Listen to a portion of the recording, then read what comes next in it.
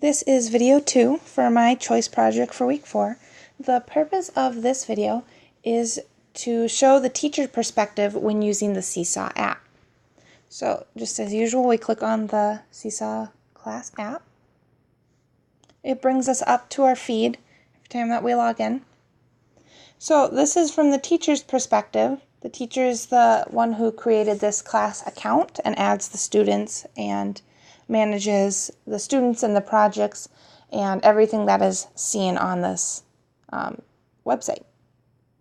So we get the same feed that we had seen with the students. You can scroll through what everyone has posted. There's just a couple different features that are included with the teacher's perspective. So as you can see when we log on, right at the bottom we have this big red bar that says one unapproved item. And we have the one above the KM for the teacher's name. So first I'm going to show you what that means.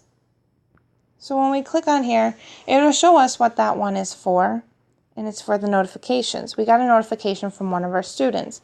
As we saw in the last video, student Katie was waiting for an approval on her science fair poster board.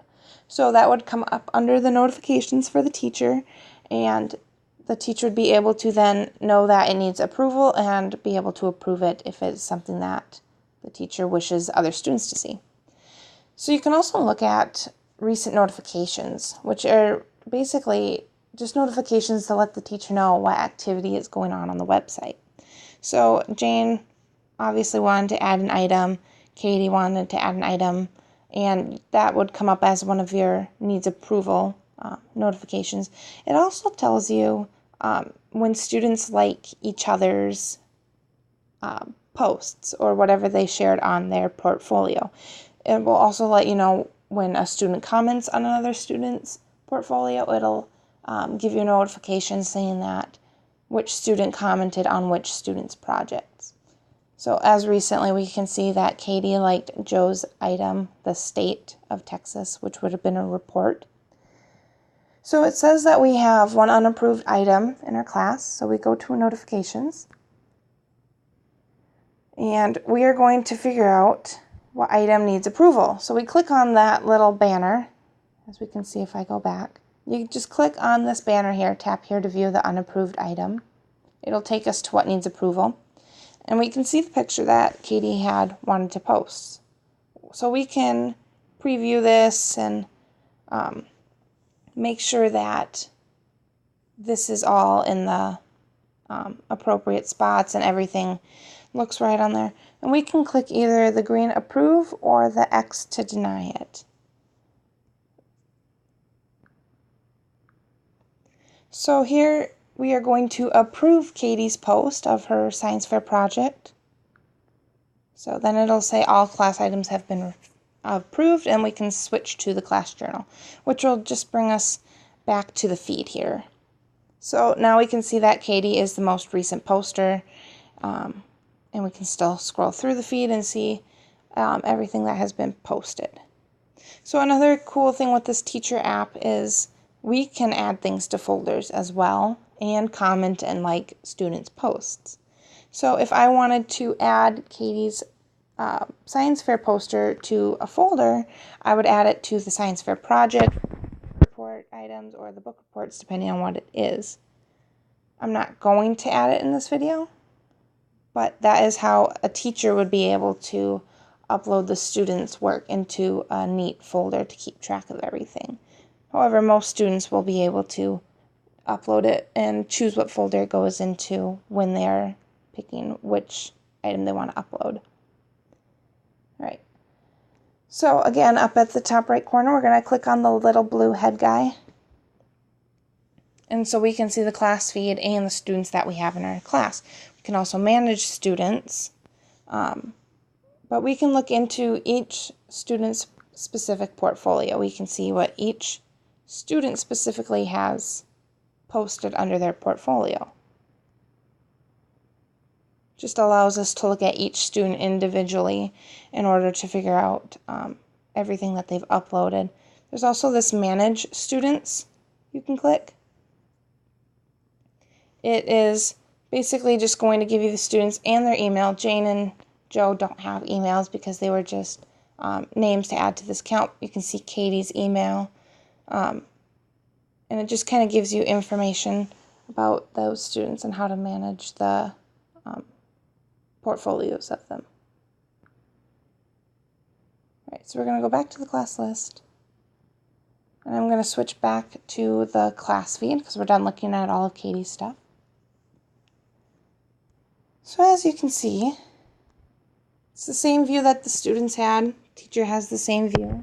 There is this little graduation cap down at the bottom, and that is where students or teachers can track the students' skills. I will talk about that more in video number 3, but it is the ability to track the student progress kind of on a 1 through 4 scale rating type system.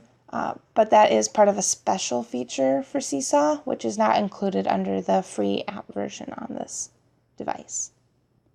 So if we go up to the top left corner, it says what the teacher's name is, Caitlin Magers. So we're going to click that. And you can see our list has a bit more features than the student's version had. So we still get the same notifications. Adding items is the same type of thing. We can add the photos, videos, links, and all that stuff to this app. We have the feed view, calendar view, and this was the skills view that I was talking about with the graduation cap. That's not one of the features that we have access to unless you have a paid account. Then there's also the option for the class blog, and that would be open to all of the internet. I also don't have that feature set up, but that's also another cool feature that this app offers. And the unapproved items are just all the items that need approval from the teacher in order to be posted. So to add students to this classroom, you would want to get the students to get join code. I'm going to click that. So this would be the code that the students would use when signing on via their email. Email is the way that I chose for my students to log on because 4th graders have adequate typing skills, and they'll be able to type in their emails and remember an email to type in. So when they're typing in with their email and they're wanting to join a class, this is the code. It's the NUIC. And the students will enter in that code when joining this class. There's also instructions at the bottom here. And this code is only valid for a certain amount of time, so that students can't use this code like weeks later or years later to rejoin the class. This code only lasts for a certain amount of time, just enough time for the students to get their account set up and to be able to join this class. The instructions at the bottom are pretty straightforward. It gives them, 1 through 5 on how to join in a specific teacher's class. All right. So manage class is also a feature, whereas if you have more than one class section, using the Seesaw app, you can manage which section you're logging into and looking at each time. So if I had a 4th grade section and a 4th grade A section and a 4th grade B section, I can flip between A and B and manage the posts that are in both classes and manage the student work that is coming through on that. It allows you to just add more classes, more sections, or more groups to your singular account. Then there's also this option to invite parents. If you want to invite parents to see your students' portfolio, which could be helpful during conferences or just for parents to stay involved and connected with what their student is creating, you can invite parents. It's via their email, and they're only able to view what's in their student's portfolio. That email that the parents provide is only connected to the student and their email. So parents can see what the students are posting on their portfolio as long as they're invited for that student, and they can't see other students, so it keeps the confidentiality of the other classmates secured. But it's a good way for them to see how their student is doing, see what they're doing in class, and it can also be used in conferences to showcase students' work instead of having printed out files and folders of projects and such. They can just pull it up on the Seesaw app.